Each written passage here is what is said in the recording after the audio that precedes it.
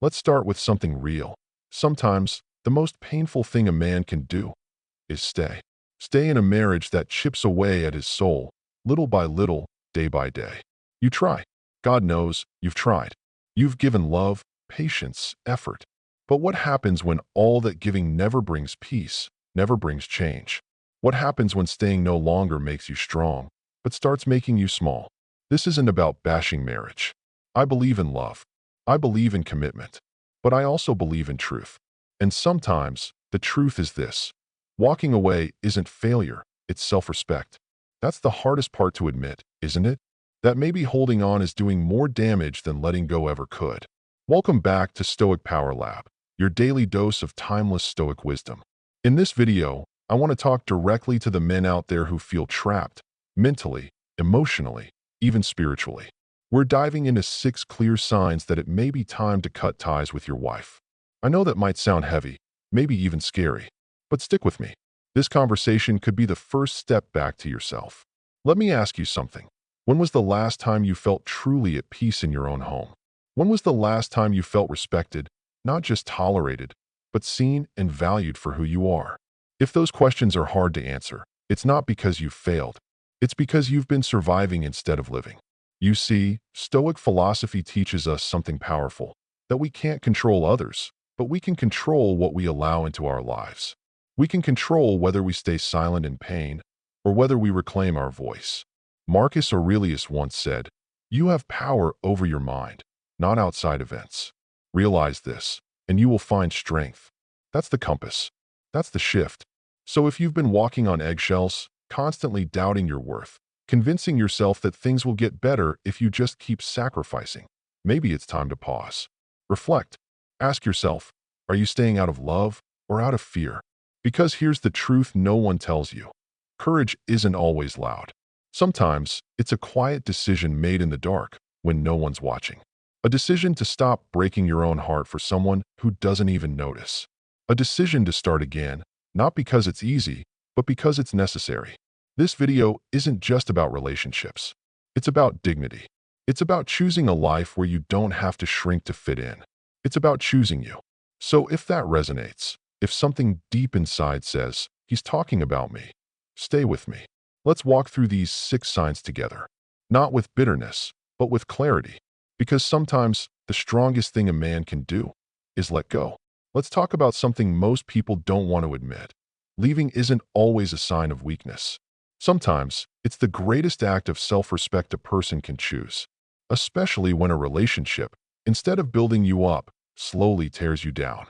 If you've ever found yourself waking up next to someone and feeling more alone than you did in an empty room, you're not imagining things. That ache, that quiet erosion of joy, of laughter, of you, it doesn't happen overnight. It's slow, subtle, like a drip wearing away stone. One day, you're full of dreams, full of life. The next, you're second-guessing every word, every step, every part of who you are. That's what a bad marriage does. It doesn't break you with one loud crash. It dissolves your identity, moment by moment, until you barely recognize yourself. And here's where Stoic philosophy offers a lifeline. You see, the Stoics didn't promise that life would be easy. They didn't tell us we could control other people, because we can't. What they did teach, though, is that the one thing we always own is our mind. Our choices, our response. Marcus Aurelius said it best. You have power over your mind, not outside events. Realize this, and you will find strength. That's not just a quote, it's a mirror, a reminder that the strength you're looking for is already inside you. But it starts with a decision, to stop giving your peace to someone who doesn't protect it. I've seen this up close. A friend who stayed in a toxic marriage far too long, thinking that staying made him strong. But all it did was slowly unmake him. He laughed less. He shrank in his own skin. And one day, he looked in the mirror and realized he didn't know the man staring back. That's when something shifted. Not in her, but in him. He realized that love without respect isn't love at all. That peace isn't something you find in someone else. It's something you build, protect, and fight for within yourself. If you've been living with that quiet, gnawing ache, if you've been waiting for things to get better, but they never do, ask yourself this. What's the cost of staying? Not in money, in joy, in identity, in soul. You deserve more than a life half-lived. You deserve to laugh again, to feel light again, to wake up and know that the life you're living is yours, not just a role you're playing to keep things together. So no, leaving isn't giving up. It's reclaiming. It's choosing to live with dignity, with clarity, and with strength. Because sometimes, the most courageous thing a person can do is walk away from what breaks them and walk toward what heals. Let's get real about something most men are too proud or too ashamed to admit. Being disrespected in your own home changes you. It chips away at you, not with one big blow, but with 1,000 little cuts. A comment here, an eye roll there. The way she talks over you when you're mid-sentence. The way she chuckles at your ideas like they're jokes. You tell yourself it's nothing, that she's just in a mood, but deep down, something starts to crack. And the more it happens, the less of you there is. You stop speaking up. You stop dreaming out loud. You stop trying, because you already know how the story ends. Cut off, put down, dismissed. That's not just frustrating. It's soul-crushing. Let me tell you about Richard. A good man. Not flashy, not loud. Just solid. Ran a small garage, treated people right. In his shop, folks respected him. But at home, it was a different story. His wife treated him like he couldn't be trusted to think for himself. She controlled every conversation, every dollar, every decision. Over time, the man who used to light up talking about business ideas just faded. The pride in his eyes dimmed. And one day, he told me, "I feel like I don't exist anymore." That's what chronic disrespect does. It doesn't just hurt, it erodes who you are. And here's the truth. If you stay long enough, you start to believe it. You start thinking maybe you deserve it, that you're not worth more. And brother, that's dangerous ground. The Stoics had something powerful to say about this. They taught that while we can't control how others treat us, we can control what we accept. Marcus Aurelius said, "The happiness of your life depends on the quality of your thoughts." So let me ask you, what kind of thoughts are shaping your life right now? Are they filled with worth or with shame? Respect starts with you. If you don't demand it from the world around you, you'll never get it. And no relationship, no matter how long or how comfortable, justifies the slow death of your self-worth. Richard eventually left. It wasn't easy. There were hard days, lonely nights. But over time, he found himself again. His voice got stronger. His back stood straighter. And he looked in the mirror and saw a man, not a shadow. Sometimes, the most courageous thing you can do isn't to keep holding on. It's to walk away with your dignity intact. Because if someone can't respect you, they don't deserve access to your soul. You're not here to be belittled. You're not here to vanish in your own story. You're here to live fully, proudly, and with peace. Let me ask you something personal. Have you ever felt guilty for wanting peace? For needing rest? For asking for just a little space to think and breathe? If that hits home, then we need to talk about one of the most destructive patterns in a relationship: emotional manipulation through guilt. It's subtle at first. You're tired after a long day. She says you're selfish. You ask for a quiet evening. She calls you distant. You bring up your own needs, and suddenly, you're the bad guy. It's like no matter what you do, it's never enough. The rules keep changing. The finish line keeps moving. And slowly, you begin to question yourself. That's exactly what happened to a guy I know, Thomas. He worked construction, long hours under the sun, his body worn down by honest labor. But when he walked through his front door, instead of rest, he got accusations. Instead of gratitude, he got guilt. If he sat down for 10 minutes, he was called lazy. If he didn't want to talk, he was emotionally unavailable. When he tried to explain himself, she weaponized every past mistake like ammunition. It wasn't a relationship. It was an emotional chess game where he was always 2 moves behind. This is what emotional manipulation looks like. It's not always screaming or threats. Sometimes it's sighs, silence, or carefully timed comments that make you question your worth. You start to doubt your instincts. You stop trusting yourself. And that's the trap. Because the person who controls your emotions controls you. But the Stoics, they gave us a different way. They taught us that our mind is sacred. That while we can't always choose our circumstances, we can choose what we allow inside. Marcus Aurelius said, "You have power over your mind, not outside events." Realize this, and you will find strength. So here's the reality. If someone's using guilt to keep you small, to make you submit, to twist your every action into an offense, you are not in a loving partnership. You're in a silent prison, and the bars are made of guilt. Thomas eventually realized this. He stopped explaining himself. He stopped apologizing for needing space, peace, and dignity.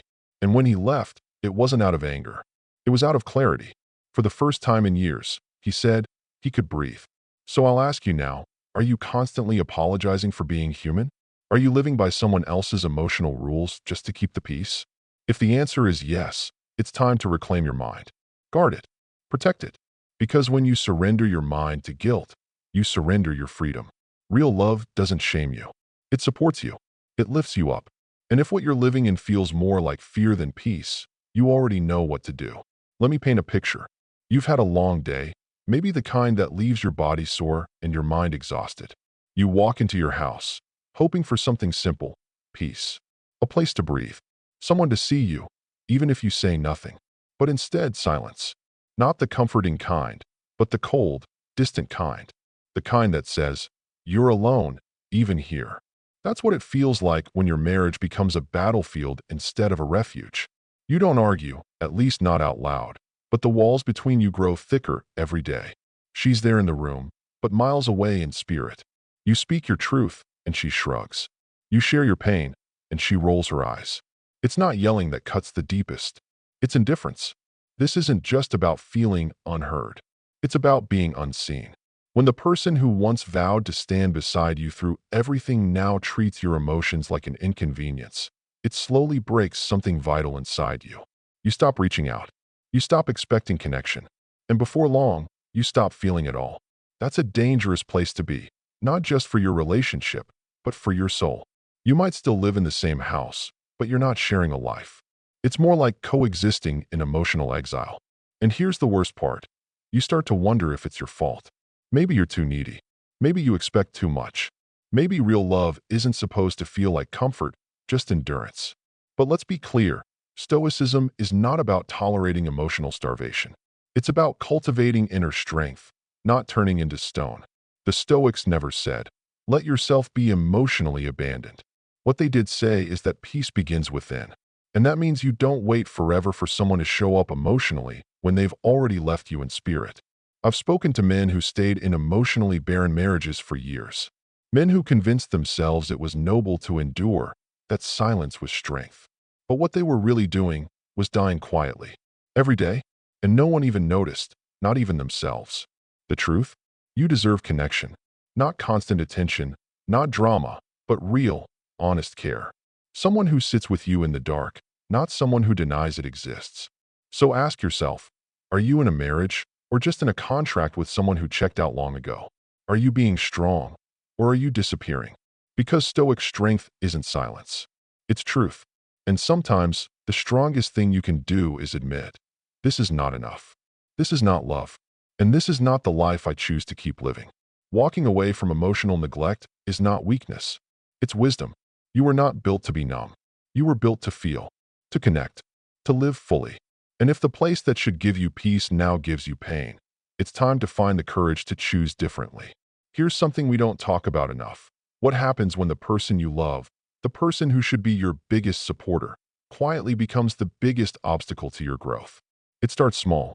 You mention a new goal, maybe a course, a gym routine, a dream you've had on hold for years. And she scoffs, says something like, why waste your time? Or, you're too old for that now. It stings, but you brush it off. One comment, right? But then it happens again and again. You land a small win. She barely reacts. You take a step forward. She pulls you back with guilt, sarcasm, or cold indifference. You're not just fighting for your dreams. You're fighting the person who should be walking beside you. Let me ask you, how many times have you held back because you feared her reaction more than you feared failure? Growth is sacred. When you start improving yourself, mentally, physically, spiritually, it's not just about achievement. It's about becoming the man you're meant to be. But when your growth becomes a threat to your partner, that's not love. That's control dressed up as concern. Stoicism teaches us this. A true relationship is a partnership, not a prison. Epictetus said, first say to yourself what you would be, and then do what you have to do. That clarity of purpose, that path, is yours to walk. No one should clip your wings just because they're afraid to fly. And I've seen this up close. Men who wanted to rise, to start new careers, get healthy, read more, build something better. But every time they moved forward, their partner made them feel guilty, made them feel selfish, until eventually they stopped moving. Not because they weren't capable, but because they were tired of swimming against the current, especially when that current was coming from their own home. Here's the truth. If someone can't cheer for you, they're not walking your path. And if your success feels like a burden to them, then their love comes with a leash. That's not partnership. That's emotional sabotage. The Stoic man doesn't beg for support. He doesn't shrink to stay palatable. He grows anyway, and lets go of what can't grow with him. Because the person you choose to build a life with should fuel your fire, not smother it out of fear. So if you're in a relationship where your progress is punished instead of celebrated, it's time to ask yourself, are you being loved or managed? Are you growing or just surviving? You weren't born to stay small to make others comfortable. And your potential doesn't need anyone's permission to unfold. Choose a life where your victories are shared, not shamed. Because at the end of the day, real love doesn't fear your growth. It stands beside it, proud. Let's talk about something most men won't say out loud. What it's like to live in fear in your own home. Now, I'm not talking about physical violence. I'm talking about that quiet, suffocating tension. The kind where you're constantly calculating what to say, how to say it, when to say it, just to avoid triggering another storm. You're not being heard. You're being careful. You walk on eggshells, not out of respect, but out of fear. If that sounds familiar, I need you to hear this clearly. That's not peace. It's surrender. I spoke with a man once who said he felt like a soldier in a war zone, except the battlefield was his marriage. Every word was a risk. Every silence was a strategy. He thought that if he just stayed quiet long enough, stayed calm enough, maybe things would stay peaceful. But here's the truth. Silence in the face of fear isn't peace. It's a slow death of the self. Fear isn't supposed to live in your house. You shouldn't have to shrink just to keep things stable. And yet, too many men do just that. They stop being themselves, not because they've changed, but because they're constantly adapting to survive emotional unpredictability. And the worst part? It's easy to confuse endurance for strength. But enduring fear doesn't make you strong. It makes you disappear. The Stoics were very clear about this. Marcus Aurelius wrote, "You have power over your mind, not outside events. Realize this, and you will find strength." And that strength? It's not just in surviving.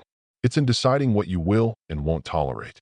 It's in protecting your peace like it's sacred, because it is. You weren't made to tiptoe through your own life.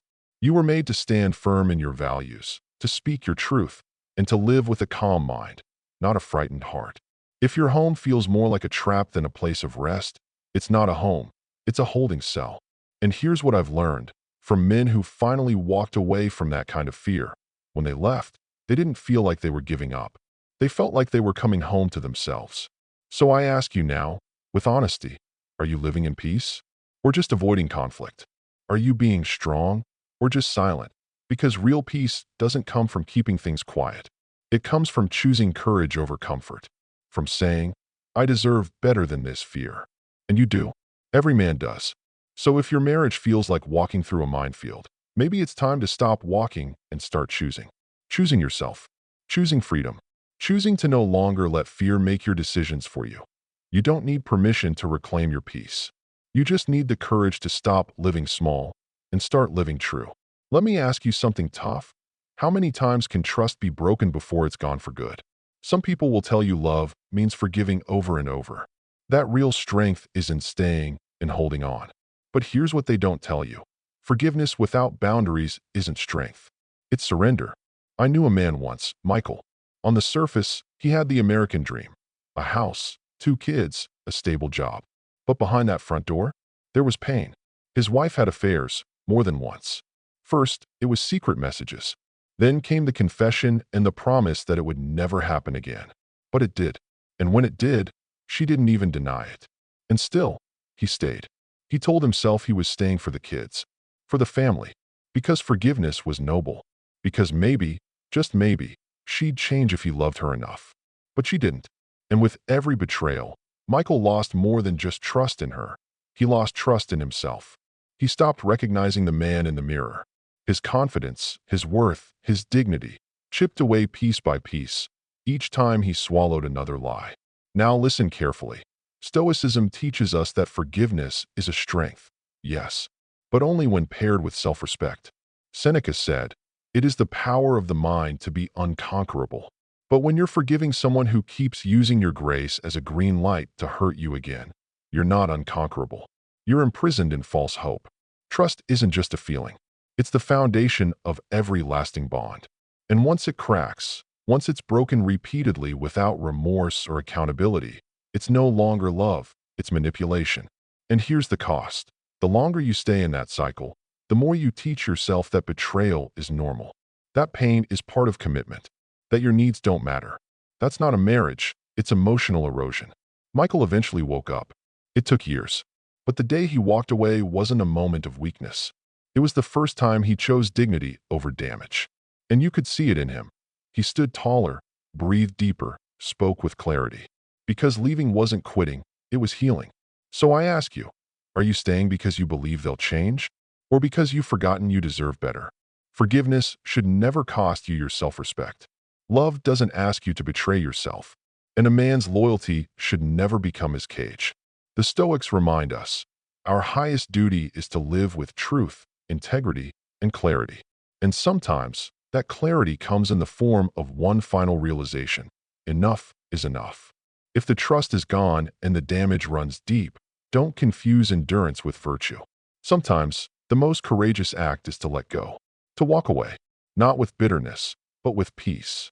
Because your life is worth more than a cycle of apologies with no change. Your dignity is worth more than a promise broken again and again. And you are worth more than repeated betrayal disguised as love. So let's get one thing straight. Walking away is not failure. Let that sink in. Walking away is not weakness. It's not betrayal. And it's not giving up. It's clarity. It's that moment when a man looks around and says, "This isn't love. This isn't peace. This is slow destruction." And then he chooses differently. He chooses himself. Too many of us were raised to believe that loyalty means staying no matter what. That real men endure, no matter the cost. But the Stoics never taught us to suffer endlessly in the name of loyalty. They taught us to live with virtue, with dignity, and with clarity. And sometimes, clarity means recognizing that staying is no longer brave. It's self-betrayal that you're not here to be anyone's emotional punching bag. You're not meant to spend your days walking on eggshells, questioning your worth, or mourning the man you used to be. You're here to live, fully, freely, with integrity.